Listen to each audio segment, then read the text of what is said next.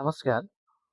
भाद्र 23 र 24 गतिको जेएनजी आन्दोलन पश्चात यो देशमा राजनीतिक परिवर्तन भएको छ।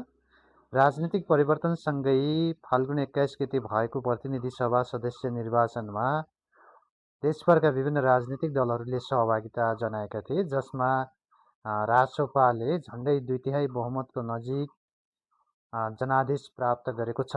त्यो जनादेश प्राप्त पश्चात हिजो मात्रै प्रतिनिधि सभाको सभामुखका रूपमा अर्जुन नरसिंह केसीज्यू सभामुखमा चयन हुनुभएको छ र उहाँले राष्ट्रपति रामचन्द्र पौडेल समक्ष पद तथा गोपनीयताको शपथ ग्रहण गर्नुभएको छ र सभामुख अर्जुन नरसिंह केसीले फाल्गुन 21 गते प्रतिनिधि सभा सदस्यमा निर्वाचित प्रतिनिधिज्यूहरूलाई आज चैत्र 12 गते पद तथा गोपनीयताको शपथ ग्रहण गराउँदै हुनुहुन्छ र भोलि चैत्र